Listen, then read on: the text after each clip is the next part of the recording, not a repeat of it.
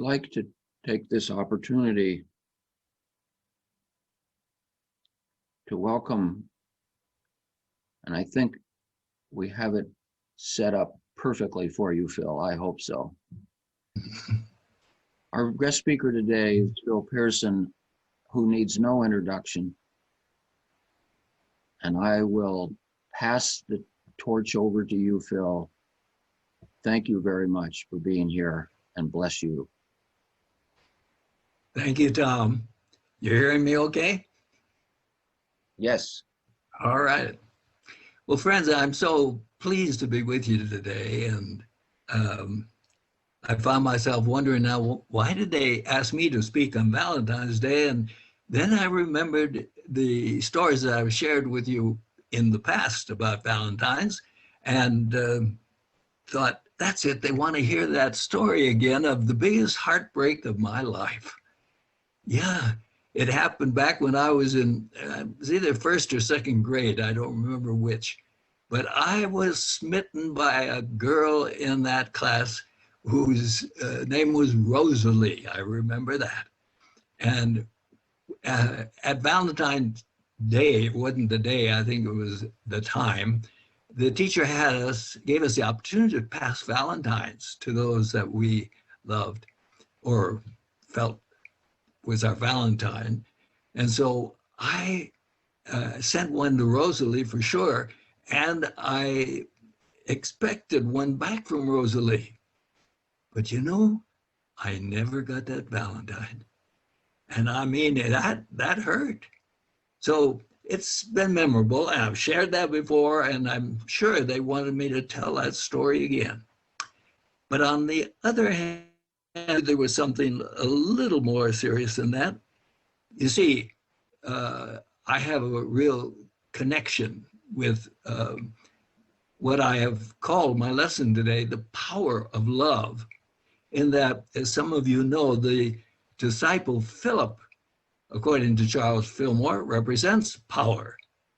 So obviously I would fit in pretty well for that discussion on power. And then, of course, literally the name Philip means lover. And so clearly I would fit into that again, wouldn't you think? Lover. Wow. Wait a minute. I'm sorry, I didn't get that quite right. Philip means lover of horses. Oh, I must remember that whole word. Anyway, friends, that's my beginning. To say that I am delighted to be with you and really to be in the spirit of Valentine's Day, which is the spirit of love.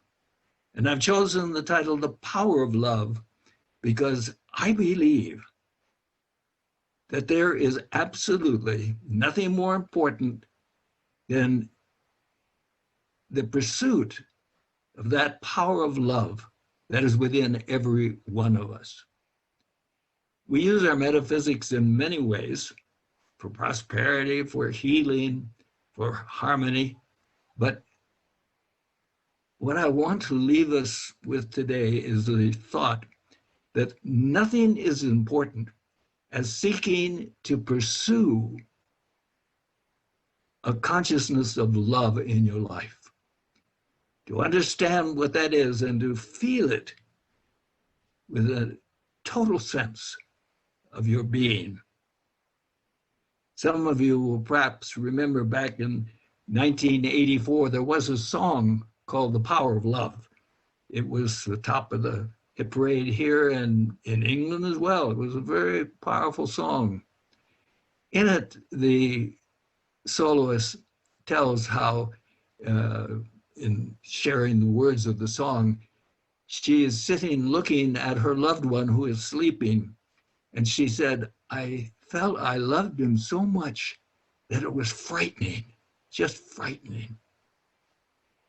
And as I thought of that, I thought, you know, I think we've all had moments, I'm sure you have, where I am blessed to live, where I look out over the mountains in the city of Reno.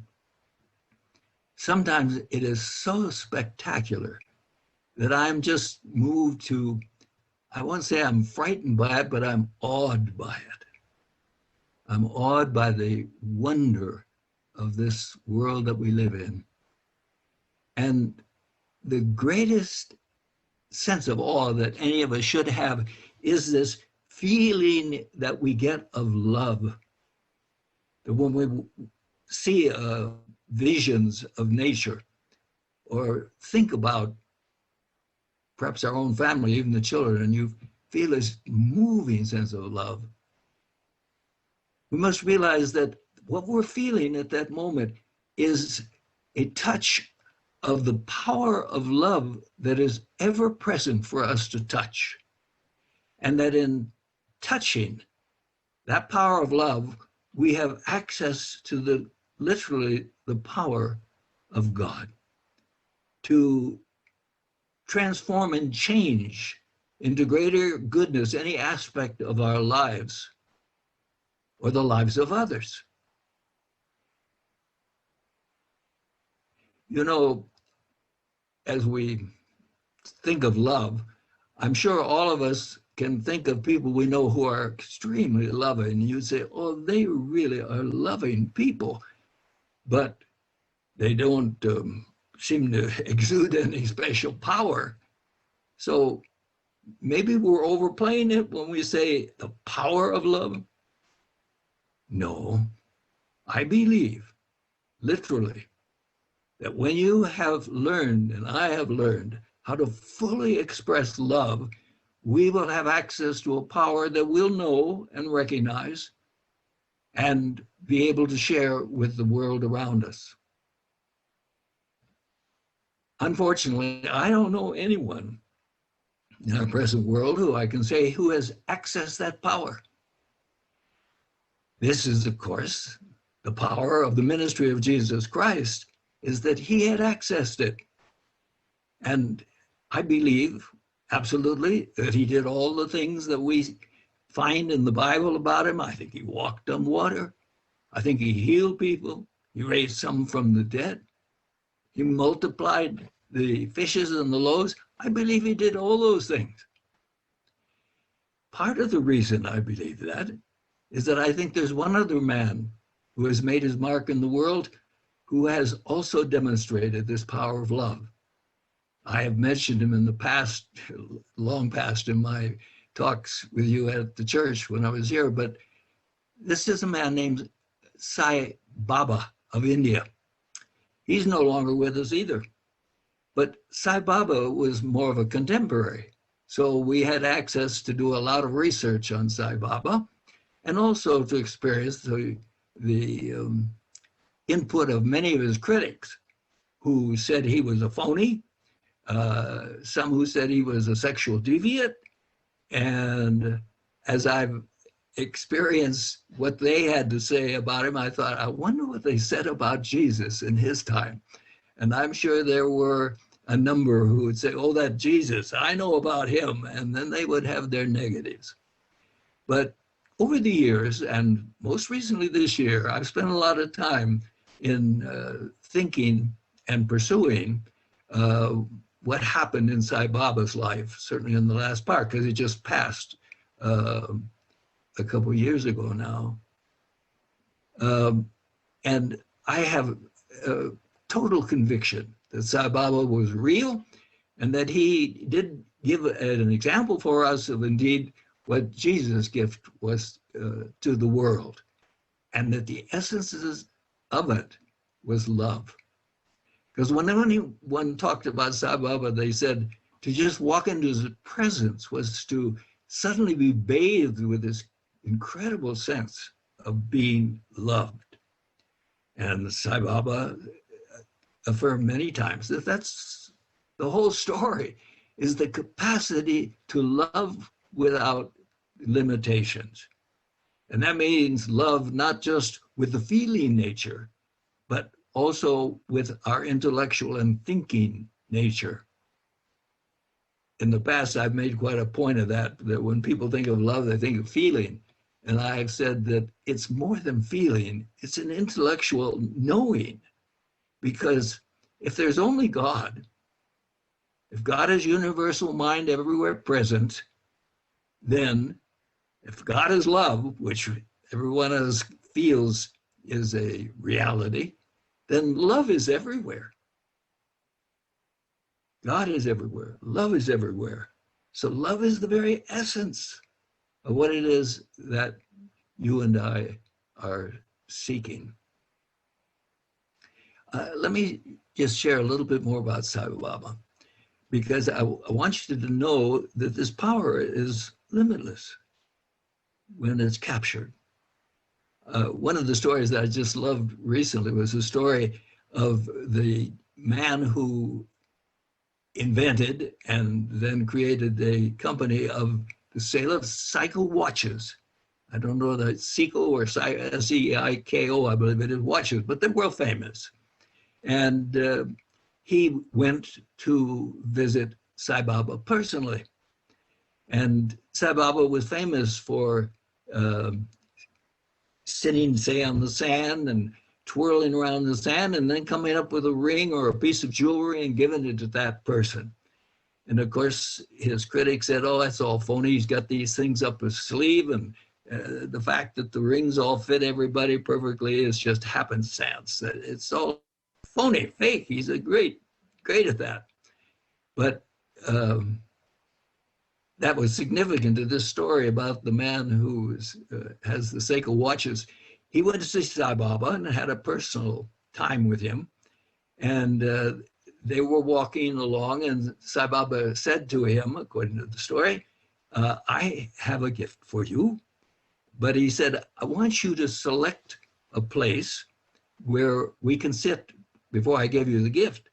Because he said, people often say that I choose a place, and that's why I'm able to come up with gifts. And so anyway, they walked along, and the president of the cycle said, well, here's the spot. So they sat down, and it was soft soil. And as he was famous for, Sai Baba wiggles around in the dirt and all, and pretty soon comes up with a watch.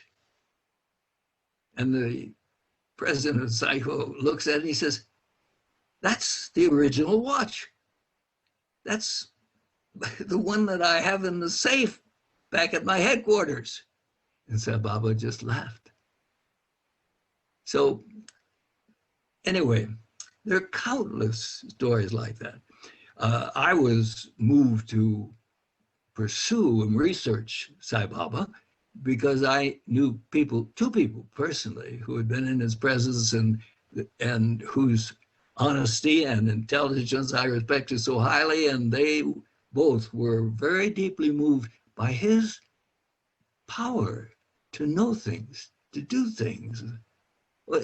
Just like the one story that I've shared of the friend of mine who was a school teacher went over there, and she was staying at the where his headquarters were, and the facilities were not great, very limited Indian style, and she was at that night just feeling miserable, and so she was walking around her room saying, oh God, thinking, why did I come here? Oh God. And then finally she said, I got to get out of the room. So she went out for a walk in the gardens there at the ashram. And she suddenly looked up, and here coming down the walk toward her was Sai Baba. And as she told me, she said, he just kept walking. He glanced at me and said, oh God, what kind of prayer is that? And kept walking. Anyway, he just had this limitless power to move in people's lives. And so that was another instance of the limitless power of love that Jesus displayed. So why have there only been two people? If that is a possibility, why are there only two people that are able to do this? I think Jesus, of course, gave us the answer.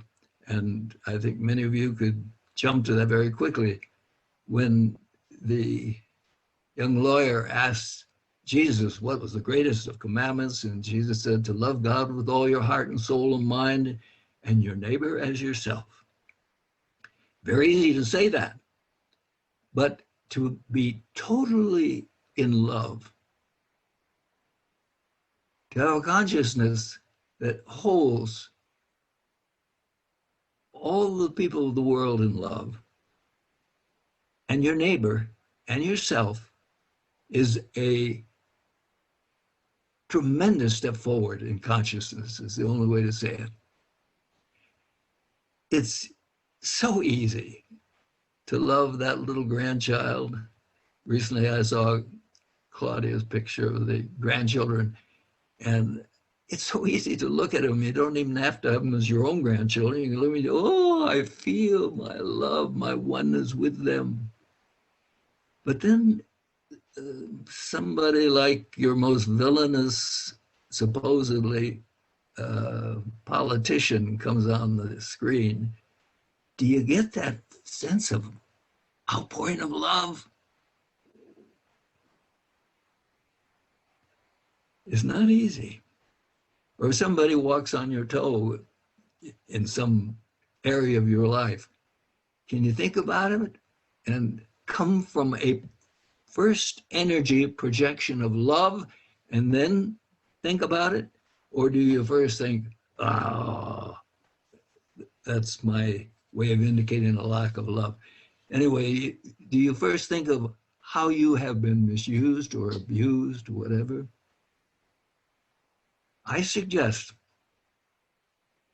that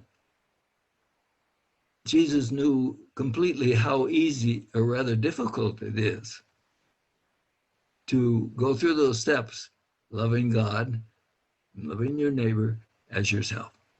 A lot of us do pretty good with our neighbors. When we get to know them, you know, they're easy to love them and be for them if they need us.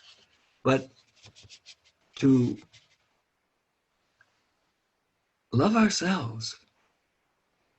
No, before we go to ourselves, let me just say, to love God with all your heart and soul and mind means, because God is everywhere present, therefore with you all the time, means to carry a sense of energy projected toward God all the time. So that you don't just go through your day and then have a nice little prayer before you go to bed at night and say, thank you, God, for a good day. That's not quite what Jesus meant. He meant that you live throughout your day with a sense of this presence that you love, and you should take it into everything you do. That's not easy for most of us to do because we get caught up in so many different aspects of our day's activities, physical challenge, intellectual challenge, etc. You have to work at it. And then when it comes to ourselves, this is the biggie sticker, I think. And that is that we're so aware of how we think we fall short of this incredible potential that we have, that we find it quite easier to think about ourselves in terms of our shortcomings than the advances and the positives that we have. And, you know, I don't make light of that in the sense, oh, just accept yourself no matter how much of a bum you are. That's not the same thing. It's just saying, don't concentrate on the negative aspects of our being, but concentrate on our potential and be able to love ourselves through every shortcoming experience. I think probably in the area of trying to open up the channels of our absolute love. Oh, and I want to just pause for a moment to go back to my friend Sai Baba. When people asked him about how wondrous he is, you know, he would say to them, the only difference between you and me is that I know that I'm one with God and you don't. Anyway, when we know we're one with God and can get into this sense of the flow and the power of love, I think that we can get over what is the biggest cause of a lack of love, I think, is that we misuse our faculty of wisdom. You know, we have love and wisdom. These are two central faculties in our lives.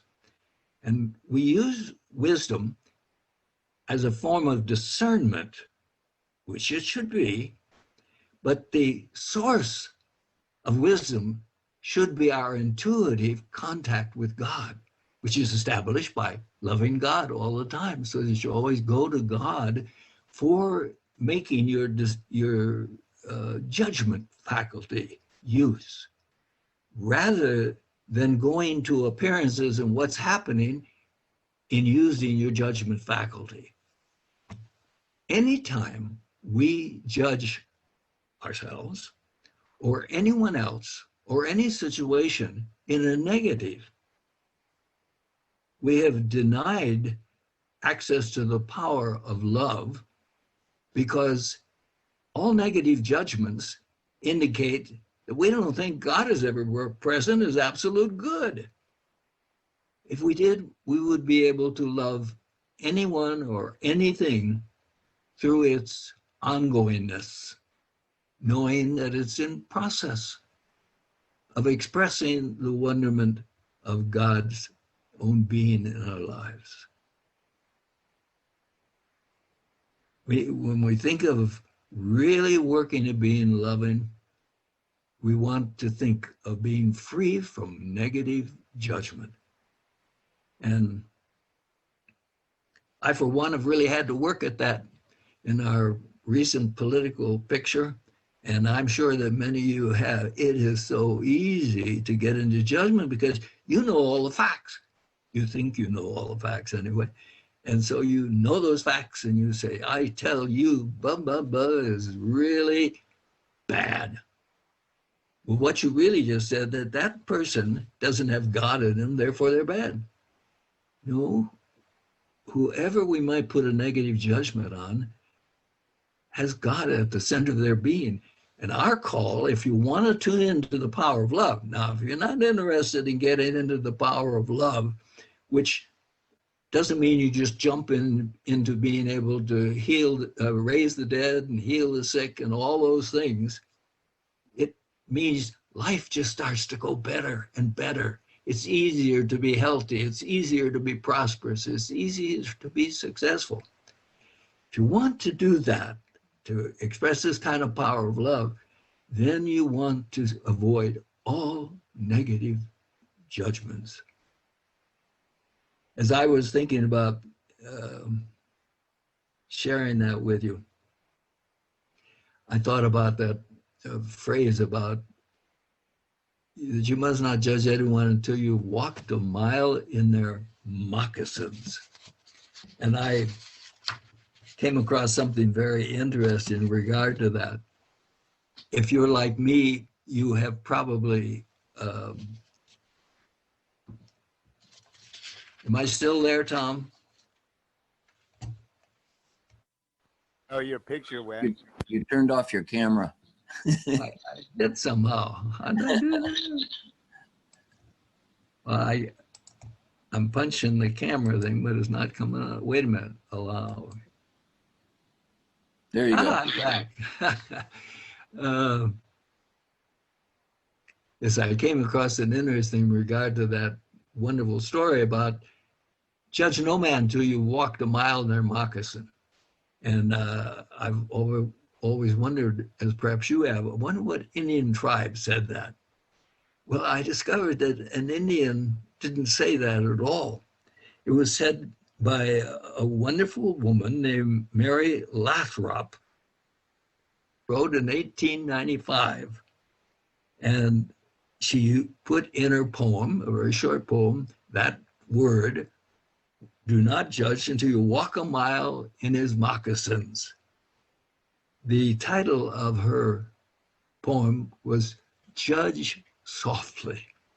Judge Softly. That's a wonderful way to get into the process of never being one to judge the negative. If you can't go whole hog and be above all negative judgment, at least you can go softly. And that starts to move you in the direction of where you and I need to be. As I share this with you, I want you to know that it isn't just a thought that I need to put something together for a lesson today. This is at the core of what my years of experience of working in metaphysics and so-called truth movement brings me to, and that is there's no question about it. If you want to be working at what's important to your soul's growth, work on being loving, which means to be above all negative judgment toward others, toward the world, toward life situations, toward yourself. And realize that you don't make I don't make anything better by making negative judgments just because intellectually, I mean, that's what it adds up to. No, it doesn't. Not if you always have at the core of your intellectual basis for making decisions and using your thought processes is based on the realization God is everywhere present. You know, I have a new book that I'm just about going to publish shortly. And I have pointed out that at the beginning of religion in the world, it was the Hindu group that brought us the first religion to mankind.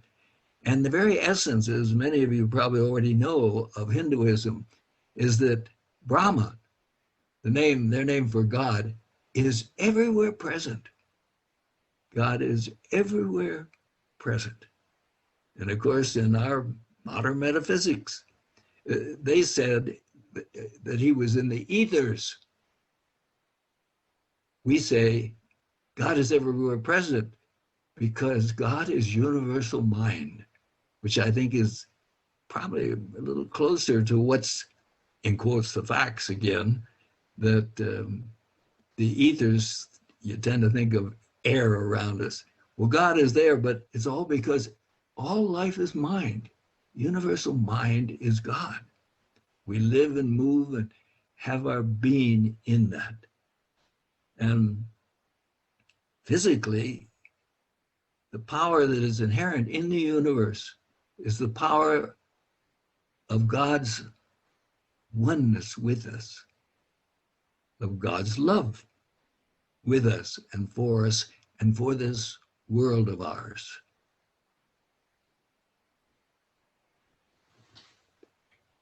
What a blessing that we have a Thanksgiving, that we have a Valentine's Day when we can talk perhaps more openly and freely with everybody about love. And so I bless you and give thanks that first of all, you will personally do, as I try to do, measure ourselves and how much energy we're giving to bringing into our lives a consciousness of total love. And also appreciate that we can work together to share this in our own way with as many people as possible. Ultimately, the world will become a world of Valentine's Days. I am confident of that because God has a plan for this world. It's not just flopping along all by itself, even though it seems that for sure. But again, that would be a negative judgment. Because when you judge righteously, as Jesus told us to do, you judge by the realization that God is everywhere present and God's in charge. This is God's world. And therefore we can be sure that all things are working together for good in our world. And as you and I learn to love, it's that way for our individual lives. I bless you, dear friends, and give thanks for this time to share with you today. Amen.